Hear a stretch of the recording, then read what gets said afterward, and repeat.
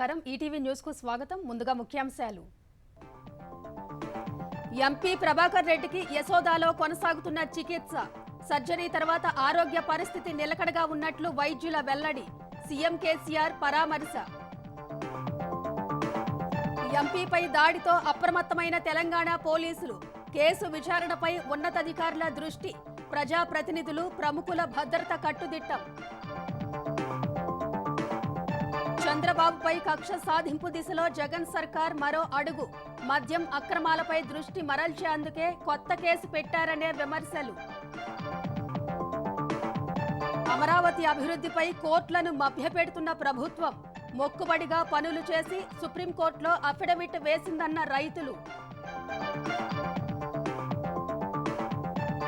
ఢిల్లీ మద్యం కేసులో సీఎం కేజ్రీవాల్ కు ఈడీ సమన్లు నవంబర్ 2న విచారణకు పిలుపు ఆప్ను అంతమొందించడమే లక్ష్యమని నేతల ధ్వజం మిలిటెంట్ల ఏరివేతే లక్ష్యంగా గాజాలోకి చొచ్చుకెళ్తున్న ఇజ్రాయెల్ 24 గంటల్లో 600 స్థావరాలపై దాడులు వెనక్కు తగ్గేదే లేదన్న నెతన్యాహు వన్డే క్రికెట్ ప్రపంచ కప్లో ఆఫ్ఘనిస్తాన్ మరో సంచలనం శ్రీలంకపై 7 వికెట్ల తేడాతో ఘన విజయం సెమీస్ అవకాశాలు నిలుపుకున్న కాబూల్ జట్టు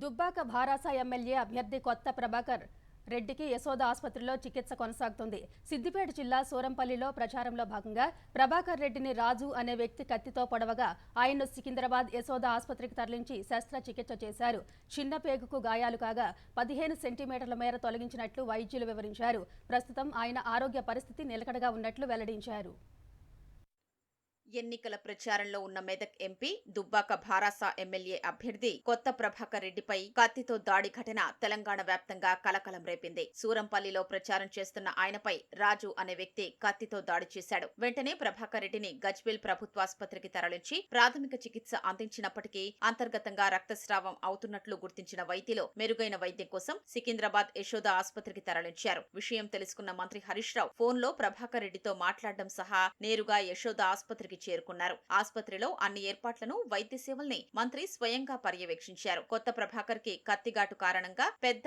చిన్న పేగులకు కలిపి 4 చోట్ల గాయాలైనట్లు గుర్తించిన వైద్యులు 3 గంటలకు పైగా శ్రమించి శస్త్రచికిత్స దిగ్విజయంగా పూర్తి చేసినట్లు ప్రకటించారు సిటీ స్కాన్ అబ్డామిన్ మిగతా బ్లడ్ ఇన్వెస్టిగేషన్స్ అన్ని కూడా చేసిన తర్వాత ఇంటెస్టైన్ వరకు ఇంజురీ ఉన్నట్టుగా గుర్తించి 3.5 గంటల పాటు శ్రమించి వారికి ఆపరేషన్ చేయడం జరిగింది ఇంజురీ అయినటువంటి చిన్న ప్రేగుకు సంబంధించిన ఏరియాను 10-15 సెంటీమీటర్లంతా ఆ ఇంజురీ అయిన పార్ట్ను రిసెక్ట్ చేసి అనాస్టమోసిస్ చేయడం జరిగింది తర్వాత వారిని ఎమర్జెన్సీ వార్డు పోస్ట్ ఆపరేటివ్ కేర్కి షిఫ్ట్ చేయడం జరిగింది చాలా క్విక్గా త్వరితగతంగా మనం ఇన్సిడెంట్ నుంచి హాస్పిటల్కి రావడం హాస్పిటల్లో ఏమాత్రం టైం వేస్ట్ కాకుండా తొందరగా తీసుకురాని దానివల్ల సర్జరీకి లోపల ఇన్ఫెక్షన్ ఇంకా ప్రబలలేదు మేము ఆ సెగ్మెంట్ ఏదైతే హోల్స్ పడున్న చిన్న పేగుని రిమూవ్ చేసి జాయింట్ వేయగలిగాం అదే డిలే అయి ఉంటే పేషెంట్ సెప్సిస్లోకి పోయే అవకాశం కూడా ఉండేది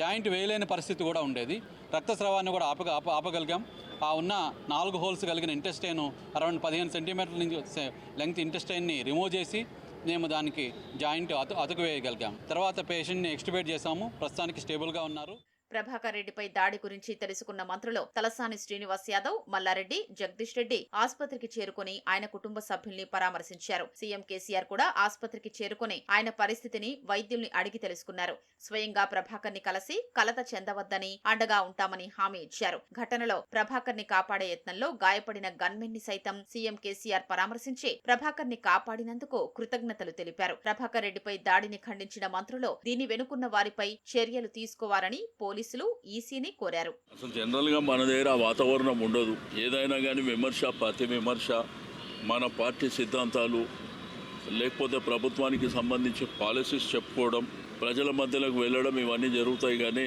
బట్ ఈ విధమైనటువంటి హత్య రాజకీయాలు చేయడం అనేది ఇది సరైనటువంటి పద్ధతి కాదు దీని మీద రాష్ట్ర పోలీస్ యంత్రాంగం కానివ్వండి, అదేవిధంగా ఎలక్షన్ కమిషన్ కానివ్వండి సీరియస్గా తీసుకోవాలి. దీని వెనుక కాన్స్పిరసీలో ఎవరెవరు ఉన్నారో వాళ్ళందరినీ బయటికి తీసుకురావాల్సినటువంటి అవసరం ఉన్నదని చెప్పి డిమాండ్ చేస్తున్నా. ప్రస్తుతం ప్రభాకర్ రెడ్డి ఆరోగ్యం కొంత మెరుగ్గానే ఉన్నప్పటికీ పేగులకు గాయమైన నేపథ్యంలో 4 రోజుల వరకు ఐసీయూలోనే ఉంచి పరిస్థితిని పర్యవేక్షించాల్సి ఉంటుందని వైద్యులు చెప్పారు. తెలంగాణలో ఎన్నికల వేళ ప్రచారం చేస్తున్న ఎంపీపై హత్యాయత్నం ఘటన పోలీస్ శాఖలోనూ కలకలం రేపింది. బందోబస్తు ఉన్నప్పటికీ దాడి జరగడాన్ని తీవ్రంగా పరిగణిస్తున్న పోలీస్ ఉన్నతాధికారులు కేసు విచారణపై ప్రత్యేక దృష్టి సారించారు. ఎంపీపై దాడి జరిగిన వెంటనే నెలకొన్న పరిస్థితులతో అప్రమత్తమైన పోలీసులు ఎలాంటి అవాంఛనీయ ఘటనలు తలెత్తకుండా చర్యలు చేపట్టారు. ఎంపీపై హత్యాయత్నం చేసిన రాజు మొదటి నుంచి జులాయిగా తిరుగుతూ ఉంటాడని గ్రామస్తులు చెబుతున్నారు. 7వ తరగతి వరకు చదివిన రాజు వివిధ ఆన్లైన్ పత్రికలు, యూట్యూబ్ ఛానళ్లలో పనిచేసినట్టు తెలిపారు. సోమవారం ఉదయం మిరుదొడ్డిలోని ఓ దుకాణంలో కత్తి కొన్నట్టు తెలుస్తోంది. దళిత బంధుతో పాటు ఇంటి స్థలాలకు అర్హులైన విలేకరుల జాబితాలో తన పేరు లేదనే కోపంతోనే ఎంపీపై దాడి చేసినట్లు గ్రామస్తులు తెలిపారు. మరోవైపు ఎంపీపై కత్తి దాడి ఉదంతంపై డీజీపీ కార్యాలయం నుంచి ఉన్నతాధికారులు సిద్దిపేట ఎస్పీతో మాట్లాడి వివరాలు తెలుసుకున్నారు. రాష్ట్ర వ్యాప్తంగా ప్రజాప్రతినిధులు, ప్రముఖులకు భద్రత కట్టుదిట్టం చేయాలని ఆదేశాలు జారీ చేశారు. అవసరమైన వారికి అదనంగా వ్యక్తిగత భద్రతా సిబ్బందిని నియమించాలని, వారి ఇళ్లు, కార్యాలయాల వద్ద కూడా నిఘాతో పాటు భద్రతా సిబ్బందిని పెంచాలని స్పష్టం చేశారు. తెలుగుదేశం అధినేత చంద్రబాబుపై జగన్ ప్రభుత్వం వేధింపులు మరింత తీవ్రతరం చేసింది. ఆయనపై కక్ష సాధింపులో భాగంగా తాజాగా మరో కేసు బనాయించింది. జగన్ అధికారం చేపట్టినప్పటి నుంచి గత 4.5 ఏళ్లుగా మద్యం వ్యాపారంలో వేల కోట్ల రూపాయల కుంభకోణం జరుగుతోందంటూ ప్రతిపక్షాలన్నీ కోడై కూస్తుంటే జగన్ సర్కార్ మాత్రం తెలుగుదేశం హయాంలో ఏదేదో జరిగిపోయిందని ఆరోపిస్తూ కేసు నమోదు చేసింది. జగన్ ప్రభుత్వం మద్యం విధానంపై ప్రతిపక్షాలు 4 ఏళ్లుగా పెద్ద ఎత్తున ఆరోపణలు చేస్తున్నాయి. నాసిరకం మద్యం బ్రాండ్లు అమ్ముతూ ప్రజల ప్రాణాలతో చెలగాటమాడుతున్నారని, ఆన్లైన్ లావాదేవీలు లేకుండా చేసి భారీగా దోచుకుంటున్నారని విమర్శిస్తున్నాయి. సీఎం జగన్, ఆయన అనుచరులు ఏటా 25,000 కోట్ల మేర దోచుకుంటున్నారని, ఈ కుంభకోణంపై సీబీఐతో సమగ్ర విచారణ జరిపించారని ఇటీవలే భాజపా ఏపీ అధ్యక్షురాలు దగ్గుబాటి పురంధేశ్వరి కేంద్ర హోంమంత్రి అమిత్ షాను కోరారు. ఇలా జగన్ ప్రభుత్వ మద్యం వ్యాపారం లోగుట్టు బయటపెడుతున్నారు. వాస్తవ పరిస్థితులు ఇలా ఉంటే దొంగే దొంగ దొంగ అన్నట్లుగా జగన్ ప్రభుత్వం చంద్రబాబుపై కేసు బనాయించడంపై విమర్శలు వ్యక్తమవుతున్నాయి. గత ప్రభుత్వ హయాంలో పలు మద్యం కంపెనీలు సరఫరాదారులకు అనుకూల నిర్ణయాలు తీసుకుని వారికి అనుచిత లబ్ధి కలిగించారని ఆరోపిస్తూ beverages corporation MD D Vasudeva Reddy ఇచ్చిన ఫిర్యాదు మేరకు చంద్రబాబుతో పాటు అప్పటి ఎక్సైజ్ శాఖ కమిషనర్ ఐ శ్రీనివాస శ్రీనరేష్, అప్పటి ఎక్సైజ్ శాఖ మంత్రి కొల్లు రవీంద్రపై సిఐడి తాజాగా కేసు నమోదు చేసింది. చంద్రబాబును 3వ నిందితుడిగాను, శ్రీనివాస శ్రీనరేష్ ను ప్రధాన నిందితుడిగా, కొల్లు రవీంద్రను 2వ నిందితుడిగా పేర్కొంది. పబ్లిక్ సర్వెంట్ చట్టానికి లోబడి ఉండకపోవడం, పబ్లిక్ సర్వెంట్ తప్పుడు డాక్యుమెంట్ రూపొందించడం, నేరపూరిత కుట్ర, నేరపూరిత విశ్వాసఘాతుకం వంటి అవినీతి నిరోధక చట్టంలోని సెక్షన్ల కింద కేసు నమోదు చేశారు. వాసుదేవరెడ్డి ఈ నెల 11న ఫిర్యాదివ్వగా 28న సిఐడిలో కేసు నమోదైంది. ఆ ఎఫ్ఐఆర్ ను సిఐడి అధికారులు సోమవారం విజయవాడ ఏసీబీ కోర్టుకు సమర్పించారు. ప్రభుత్వ ఆదాయానికి గండి కొట్టేలా గత ప్రభుత్వం లైసెన్సుదారులకు మేలు చేసేలా నిర్ణయాలు తీసుకుందని ఎఫ్ఐఆర్లో సిఐడి పేర్కొంది. 2019 మార్చి 8న సార్వత్రిక ఎన్నికల నోటిఫికేషన్ వెలువడిన తర్వాత కొన్ని కొత్త బ్రాండ్లకు అనుమతినిచ్చారని, మద్యం సరఫరాదారులు లైసెన్సుదారులతో కుమ్మక్కై కొన్ని రకాల ఉత్పత్తులకు కృత్రిమ డిమాండ్ సృష్టించారని సిఐడి ఆరోపించింది. కొన్ని కంపెనీలకు మార్కెట్ వాటాతో పొంతన లేకుండా ఆర్డర్లిచ్చారని, 70% ఆర్డర్లు వాటికే వెళ్లాయని తెలిపింది. ఈ కుట్రను బయటపెట్టేందుకు లోతైన దర్యాప్తు అవసరమని ఎఫ్ఐఆర్లో సిఐడి పేర్కొంది. 2015 నుంచి 17 సంవత్సరాలకు సంబంధించిన మద్యం విధానంలో లైసెన్సుదారులకు మేలు చేసేలా మద్యం దుకాణాలకు ప్రివిలేజ్ ఫీజు తొలగించారని, దానివల్ల ప్రభుత్వానికి కలిగే నష్టాన్ని పరిగణలోకి తీసుకోలేదని సిఐడి తెలిపింది. 2015-16 సంవత్సరానికి సంబంధించి బార్ల కోసం ప్రత్యేక ఎక్సైజ్ విధానాన్ని ప్రతిపాదించిన గత ప్రభుత్వం బార్లకు కూడా ప్రివిలేజ్ ఫీజును రద్దు చేసిందని, అప్పటి ముఖ్యమంత్రి ఎక్సైజ్ శాఖ మంత్రి ఆమోదంతోనే ఆ నిర్ణయాలు తీసుకున్నారని తెలిపింది. ఇవన్నీ నిబంధనలకు విరుద్ధంగా జరిగాయని, ఆర్థిక శాఖ మంత్రిమండలి అనుమతి లేదని పేర్కొంది. ఈ నిర్ణయాల వల్ల ఖజానాకు 1,300 కోట్ల మేర నష్టం వాటిల్లిందని తెలిపింది. నంద్యాలలోని ఎస్పీవై ఆగ్రో ఇండస్ట్రీస్ కు గత ప్రభుత్వం అనుచిత లబ్ధి చేకూర్చిందని సిఐడి ఎఫ్ఐఆర్లో పేర్కొంది. లైసెన్స్ ఫీజును వాయిదాల్లో చెల్లించే వెసులుబాటు కల్పించిందని, బకాయిలపై చెల్లించాల్సిన వడ్డీ మాఫీ చేసిందని వివరించింది. దానివల్ల ప్రభుత్వానికి 15 కోట్ల వరకు నష్టం వాటిల్లింది దర్యాప్తులోకి వెళ్లిందని పేర్కొంది. ఎక్సైజ్ శాఖ కమిటీ సిఫార్సులకు విరుద్ధంగా వివిధ డిస్టిలరీల ఏర్పాటుకు అనుమతి ఇచ్చారని సిఐడి తెలిపింది. పీఎంకే డిస్టిలరీస్, విశాఖ డిస్టిలరీస్ తో పాటు మరో 3కి ప్రయోజనం కల్పించారని 2019 సార్వత్రిక ఎన్నికల నోటిఫికేషన్ విడుదలైన తర్వాత హడావిడిగా పలు బ్రాండ్లకు అనుమతిచ్చారని పేర్కొంది. దశల వారీగా మద్యం నిషేధం అమలు చేస్తామని ఎన్నికల ముందు ప్రచారం చేసిన జగన్ అధికారం చేపట్టాక ప్రభుత్వమే మద్యం విక్రయించే విధానం తీసుకొచ్చి మొత్తం వ్యాపారాన్ని అస్మదీయులకు అప్పగించి కోట్లు కొల్లగొడుతున్నారని విపక్షాలు మండిపడుతున్నాయి. ప్రభుత్వ పెద్దలకు కమిషన్ ముట్టజెబుతున్న కంపెనీల నుంచే ఆంధ్రప్రదేశ్ బేవరేజెస్ కార్పొరేషన్ మద్యం కొంటోందన్న విమర్శలు ఉన్నాయి. ఏపీఎస్బీసీఎల్ వద్ద సుమారు 100 కంపెనీలు నమోదు చేసుకోగా వాటిలో అధికార పార్టీ నేతలు, ప్రభుత్వ పెద్దలకు అత్యంత సన్నిహితులు కమిషన్లు చెల్లిస్తున్న 16 కంపెనీలకు మాత్రమే మద్యం కొనుగోళ్ల ఆర్డర్లు ఇవ్వడాన్ని కుంభకోణం అనరా అని విపక్షాలు నిలదీస్తున్నాయి. నంద్యాలలోని ఎస్పీవై ఆగ్రో ఇండస్ట్రీస్ కి గత ప్రభుత్వం అనుచిత లబ్ధి చేకూర్చిందని ఎఫ్ఐఆర్ లో సిఐడి పేర్కొంది. వైకాపా అధికారంలోకి వచ్చిన వెంటనే ప్రభుత్వంలో నెంబర్ 2గా చక్రం తిప్పుతున్న నాయకుడి కుమారుడు ఆ కంపెనీని స్వాధీనం చేసుకోవడం, ఆ కంపెనీ నుంచే ఏపీఎస్బీసీఎల్ 2 ఏళ్లలో 1863 కోట్ల విలువైన మద్యం కొనడం కుంభకోణం కాదా అని ప్రతిపక్షాలు ప్రశ్నిస్తున్నాయి. పీఎంకే డిస్టిలరీస్, విశాఖ డిస్టిలరీస్ కు గత ప్రభుత్వం ప్రయోజనం చేకూర్చినట్లు సిఐడి పేర్కొంది. కానీ వైకాపా అధికారం చేపట్టాక ఈ 2 డిస్టిలరీలను ఆ పార్టీ ముఖ్య నాయకులు తమ ఆధీనంలోకి తీసుకున్నారు. ఆదాన్ డిస్టిలరీస్ వాటిని సబ్లీజ్ కు తీసుకుంది. 2934 మద్యం దుకాణాలున్న ఏపీలో ఆ వ్యాపారం మొత్తాన్ని తమ గుప్పిట్లో పెట్టుకున్న వైకాపా నాయకులు వారి అస్మదీయులు ప్రజల్ని దోచుకుంటుండడమే అసలు కుంభకోణమని, దాని నుంచి దృష్టి మళ్లించడానికి గత ప్రభుత్వ హయాంలో ఏదో జరిగిపోయిందంటూ తప్పుడు కేసులు పెడుతున్నారని ప్రతిపక్షాలు విమర్శిస్తున్నాయి. నైపుణ్యాభివృద్ధి కేసులో చంద్రబాబు అరెస్టు తర్వాత Amaravati inner ring road, fibre net కేసుల్లో సిఐడి ఆయనపై పీటీ వారెంట్లు దాఖలు చేసింది. అమరావతి ఎసైన్డ్ భూముల వ్యవహారానికి సంబంధించిన కేసు రీఓపెన్ కు అనుమతి కోరుతూ హైకోర్టులో పిటిషన్ వేసింది. తాజాగా మరో కేసును తెరపైకి తెచ్చింది. నైపుణ్యాభివృద్ధి కేసులో ప్రస్తుతం జ్యుడిషియల్ రిమాండ్లో ఉన్న చంద్రబాబును జైలు నుంచి బయటకు రానియ్యకూడదన్న కుట్రతోనే అక్రమ కేసుల పరంపరకు జగన్ ప్రభుత్వం తెరలేపిందన్న విమర్శలు వ్యక్తమవుతున్నాయి. కక్ష సాధింపునకు మానవ రూపం సీఎం జగన్ అని తెలుగుదేశం జాతీయ ప్రధాన కార్యదర్శి నారా లోకేష్ మండిపడ్డారు. పిచ్చికి లండన్ మందులు వాడుతున్నట్టే కక్ష సాధింపు తగ్గడానికి ఏ అమెరికా మందులో వాడితే మంచిదని ఎద్దేవా చేశారు.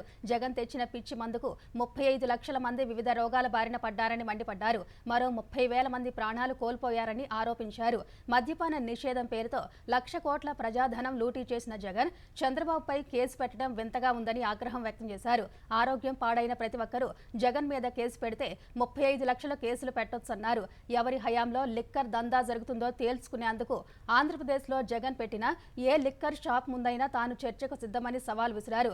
తెలుగుదేశం హయాంలో మద్యం అక్రమాలు జరిగితే 4.5 ఏళ్ల పాటు ఎందుకు జగన్ మౌనంగా ఉన్నారని ఆ పార్టీ ఏపీ అధ్యక్షుడు అచ్చెన్నాయుడు ప్రశ్నించారు. నాసిరకం మద్యంతో జగన్ ప్రజల ప్రాణాలతో చెలగాటమాడుతున్నారని మాజీ మంత్రి దేవినేని ఉమా ఆరోపించారు. మద్యం తయారు చేసి 1,00,000 కోట్లు తాడేపల్లి కొంపక డబ్బులు వెళ్ళి, ఎక్కడా డిజిటల్ పేమెంట్ లేదు, ఎక్కడ ఆన్లైన్ పేమెంట్ లేదు. ఇంత క్లియర్గా సిగ్గు లేకుండా ఈ వాస్తవాలు బయటకు వస్తే చంద్రబాబు నాయుడు మీద ఇంకో కేసు పెట్టండి పడుద్దాయి. మీరు ఎన్ని తప్పుడు కేసులు పెట్టినా చంద్రబాబు నాయుడు గారు కడిగిన ముత్యంలాగా వస్తారు. జగన్ రెడ్డి ఒక పైచాచిక ఆనందంతో ఈ తప్పుడు కేసులు బనాయిస్తున్నాడు. ఇవాళ కోర్టు పరిధిలో విచారణ జరిగింది. వాయిదా కోర్టు ఇవాళ రిజర్వ్ చేసి రేపు తీర్పిస్తా అన్నారు హైకోర్టులో. అందుకని ఇవాళ ఏసీబీ కోర్టులో ఇంకో తప్పుడు కేసు పెట్టాడు. ఆంధ్రప్రదేశ్లో గత ప్రభుత్వ నిర్ణయాల్ని పునః సమీక్షించేందుకు వైకాపా ప్రభుత్వం మంత్రివర్గ ఉపసంఘం సిట్ను ఏర్పాటు చేయడాన్ని సవాల్ చేస్తూ దాఖలైన వ్యాజ్యాలపై హైకోర్టులో విచారణ నవంబర్ 16కు వాయిదా పడింది. కేంద్ర ప్రభుత్వం తరఫు న్యాయవాది కౌంటర్ దాఖలు చేయడానికి సమయం కోరగా విచారణ వాయిదా పడింది. మరోవైపు రాష్ట్ర ప్రభుత్వం దాఖలు చేసిన కౌంటర్పై ప్రతి కౌంటర్ దాఖలు చేయాలని పిటిషనర్లకు హైకోర్టు సూచించింది. తెలుగుదేశం హయాంలో ముఖ్యమైన విధాన నిర్ణయాలు, పాలనా అనుమతుల్ని సమీక్షించేందుకు మంత్రివర్గ ఉపసంఘాన్ని ఏర్పాటు చేస్తూ 2019 జూన్ 26న ప్రభుత్వం జీవో జారీ చేసింది. ఉపసంఘం ఇచ్చిన నివేదికలోని అంశాల ఆధారంగా దర్యాప్తు చేసేందుకు సిట్ను ఏర్పాటు చేస్తూ మరో జీవో జారీ చేసింది. ఈ జీవోలను సవాల్ చేస్తూ తెలుగుదేశం నేతలు వర్ల రామయ్య, ఆలపాటి రాజేంద్ర ప్రసాద్ 2020లో హైకోర్టులో వ్యాజ్యాలు దాఖలు చేశారు. వాటిపై విచారణ జరిపిన హైకోర్టు సింగిల్ జడ్జి తదుపరి చర్యలు తీసుకోవద్దంటూ మధ్యంతర ఉత్తర్వులిచ్చారు. గత ప్రభుత్వం తీసుకున్న ప్రతి నిర్ణయాన్ని పునః సమీక్షించే విశృంఖల అధికారం రాష్ట్ర ప్రభుత్వానికి ఉండదన్నారు. ఈ ఉత్తర్వులను సవాల్ చేస్తూ ప్రభుత్వం ప్రభుత్వం సుప్రీంకోర్టును ఆశ్రయించింది. అయితే అపరిపక్వ దశలో హైకోర్టు జీవోలపై స్టే ఇచ్చిందన్న సుప్రీంకోర్టు కేసులో మెరిట్స్ ఆధారంగా తుది నిర్ణయం వెల్లడించాలని ఆదేశించింది. ఈ నేపథ్యంలో వ్యాజ్యాలు హైకోర్టులో విచారణకు వచ్చాయి. స్కిల్ డెవలప్మెంట్ కేసులో చంద్రబాబు మధ్యంతర బెయిల్ పిటిషన్పై నిర్ణయాన్ని హైకోర్టు నేడు వెల్లడించనుంది. ఈ పిటిషన్పై విచారణలో సోమవారం చంద్రబాబు తరఫున సీనియర్ న్యాయవాది దమ్మాలపాటి శ్రీనివాస్, సుప్రీంకోర్టు న్యాయవాది సిద్ధార్థ లూత్రా వాదనలు వినిపించారు.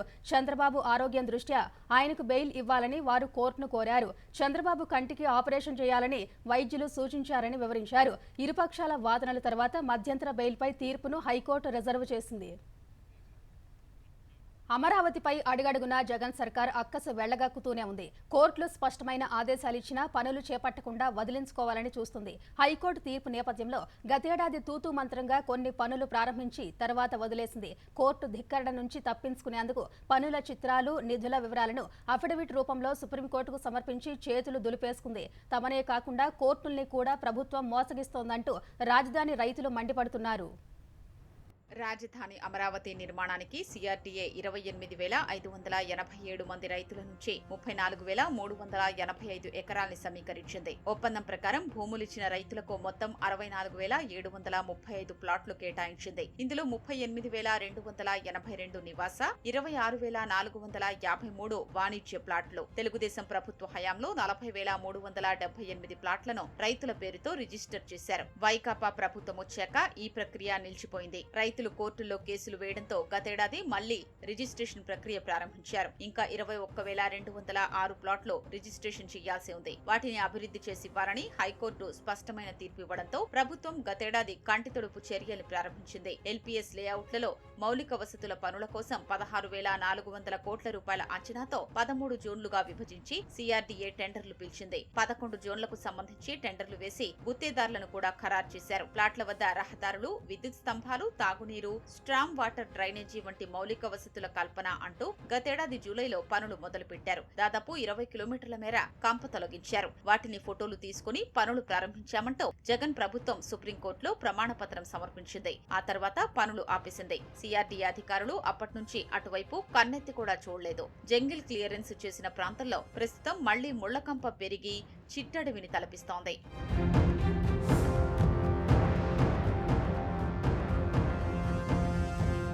అమరావతి నిర్మాణానికి 1,09,000 కోట్లతో ప్రణాళిక సిద్ధం చేశామని, ఇందులో 66,000 కోట్ల పనులకు అంచనాలు తయారు చేశామని జగన్ ప్రభుత్వం సుప్రీంకోర్టులో అఫిడవిట్ వేసింది. ఇప్పటికే 46,000 కోట్ల పనులకు టెండర్లు పిలిచామని, ఎల్పీఎస్ లేఅవుట్లలో 16,400 కోట్లతో అభివృద్ధి పనులు చేపడుతున్నట్లు అందులో పేర్కొంది. అయితే ప్రారంభించిన పనుల్ని ఎక్కడికక్కడా నిలిపేశారు. పనులు చేపట్టేందుకు సిఆర్డీఏకి ప్రభుత్వం 3,500 కోట్ల రుణానికి 2 ఏళ్ల కాల పరిమితితో గ్యారంటీ ఇచ్చింది. రుణం ఇచ్చేందుకు బ్యాంకర్లు ముందుకు రాలేదు. ప్రభుత్వం చొరవ చూపకపోవడం వల్లే రుణ ప్రయత్నం ఫలించలేదన్న విమర్శలు ఉన్నాయి. విశాఖకు పరిపాలనను మార్చే ఉద్దేశంతో ఉన్న జగన్ ప్రభుత్వం అమరావతిలో నిధులు వెచ్చించడం ఇష్టం లేకే పక్కన పడేసిందన్న విమర్శలు వెల్లువెత్తుతున్నాయి. కేవలం కోర్టు తీర్పు కారణంగా తూతూ మంత్రంగా జంగిల్ క్లియరెన్స్ చేస్తున్నట్లు సిఆర్డీఏ నటించిందని రాజధాని రైతులు ఆగ్రహం వ్యక్తం చేస్తున్నారు. ఎలాంటి అభివృద్ధి పనులు చేపట్టకుండా రాజధానిలోని భూముల్ని వేలానికి పెట్టడం ఎంతవరకు సమంజసమని ప్రశ్నిస్తున్నారు.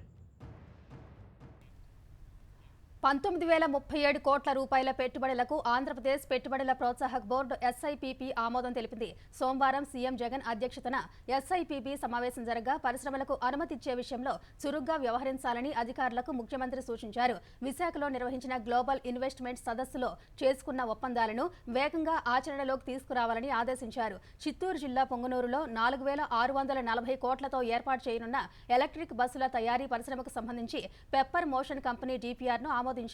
531 కోట్ల పెట్టుబడితో విజయనగరం జిల్లా ఎస్కోటలో జేఎస్డబ్ల్యూ ఇండస్ట్రియల్ పార్క్ ఏర్పాటు ప్రతిపాదనలకు ఎస్ఐపిపి ఆమోద ముద్ర వేసింది. శ్రీకాకుళం జిల్లా రణస్థలంలో శ్రేయాస్ ఇండస్ట్రీస్ లిమిటెడ్ పరిశ్రమను 1,750 కోట్లతో ఏర్పాటు చేసే ప్రతిపాదనకు సమ్మతించింది. తూర్పు గోదావరి జిల్లా కడియం వద్ద ఆంధ్ర పేపర్ లిమిటెడ్ విస్తరణ ప్రతిపాదనకు ఎస్ఐపిపి ఆమోదం తెలిపింది. ఎస్ఐపిపి తీసుకున్న నిర్ణయాలకు మంత్రిమండలి ఆమోదం తెలపాల్సి ఉంది. తెలంగాణ తెలుగుదేశం పార్టీ అధ్యక్ష పదవికి సభ్యత్వానికి కాసాని జ్ఞానేశ్వర్ రాజీనామా చేశారు. అసెంబ్లీ ఎన్నికల్లో తెలుగుదేశం పోటీ చేయకూడదని పార్టీ అధినేత చంద్రబాబు తీసుకున్న నిర్ణయంపై మనస్తాపంతో ఈ నిర్ణయం తీసుకున్నట్లు వెల్లడించారు. ఇవాళ కార్యకర్తలతో సమావేశమై తదుపరి కార్యాచరణ నిర్ణయిస్తామని ప్రకటించారు. తెలంగాణ అసెంబ్లీ ఎన్నికల్లో పోటీకి 67 మంది అభ్యర్థులను ఎంపిక చేసినట్టు తెలిపారు. 35 మందితో చంద్రబాబు ఇప్పటికే ముఖాముఖి మాట్లాడారని చెప్పారు. ఇప్పుడు పార్టీ ఎందుకు పోటీ చేయడం లేదనే అంశంపై అధ్యక్షుడు కారణం చెప్పలేదన్నారు. చంద్రబాబు మీద కోపం లేదన్న కాసాని ఆయన చెప్పిన విధానంపైనే అసంతృప్తి ఉందని వివరించారు. తాను ఈ ఎన్నికల్లో పోటీ చేస్తానని కార్యకర్తలతో చర్చించి కుత్బుల్లాపూర్ నుంచి బరిలో దిగుతానని ప్రకటించారు. తెలంగాణలో ఓటర్ల తుది జాబితా అనంతరం ఇప్పటి వరకు మరో 4.5 లక్షల ఓట్లు పెరిగాయి. అక్టోబర్ 4న ప్రకటించిన జాబితా ప్రకారం తెలంగాణలో ఓటర్ల సంఖ్య 3,17 లక్షలకు పైగా ఉంది. జాబితా ప్రకటించినప్పటికీ ఓటర్ల జాబితా సవరణ ప్రక్రియలో భాగంగా దరఖాస్తులు స్వీకరిస్తున్నారు. అందులో భాగంగా ఈ నెల 4వ తేదీ నుంచి ఇప్పటి వరకు ఓటు హక్కు నమోదు కోసం ఫామ్ 6 దరఖాస్తులు 7,89,000కు పైగా వచ్చాయి. వాటిలో ఇప్పటి వరకు 4,98,000కు పైగా దరఖాస్తులను పరిష్కరించి 4,54,000 మందికి ఓటు హక్కు కల్పించారు. మిగిలిన 2,91,000 దరఖాస్తులను పరిష్కరించాల్సి ఉంది.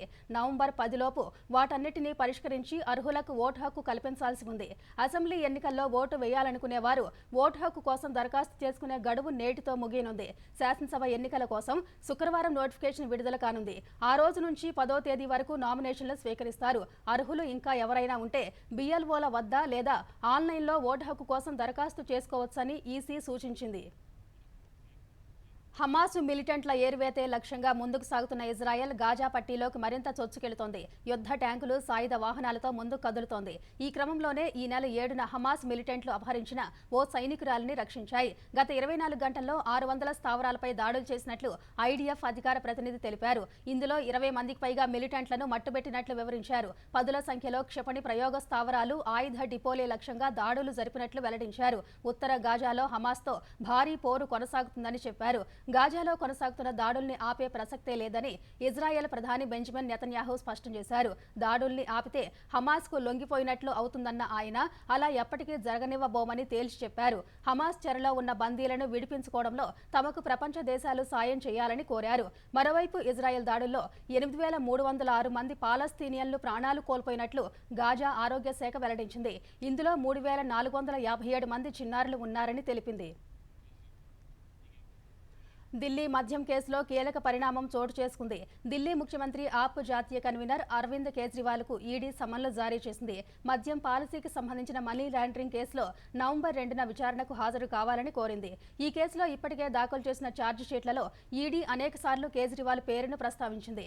మద్యం పాలసీ రూపకల్పన, అమలుతో నిందితులు కేజ్రీవాల్తో నిరంతరం టచ్లోనే ఉన్నట్లు పేర్కొంది.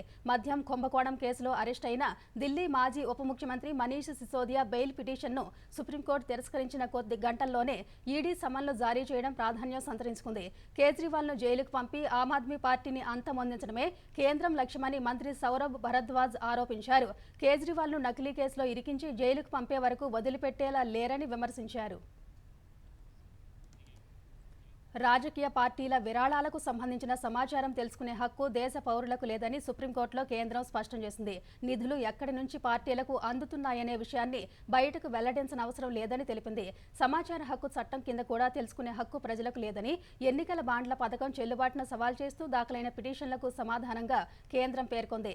ఈ మేరకు కేంద్ర ప్రభుత్వం తరఫున అటార్నీ జనరల్ ఆర్ వెంకటరమణి ప్రమాణ పత్రాన్ని దాఖలు చేశారు. ఇవాటి నుంచి ఈ పిటిషన్లపై సీజేఐ జస్టిస్ డివై చంద్రచూడ్ నేతృత్వంలో 5 సభ్యుల రాజ్యాంగ ధర్మాసనం విచారణ ప్రారంభించనుంది. విరాళం ఇచ్చే వ్యక్తి గోప్యతను ఈ పథకం కాపాడుతుందని కేంద్రం అఫిడవిట్లో పేర్కొంది. అవినీతి మరకల్లేని స్వచ్ఛమైన ధనం పార్టీలకు అందేలా పన్ను నిబంధనలను పాటించేలా చేస్తుందని తెలిపింది.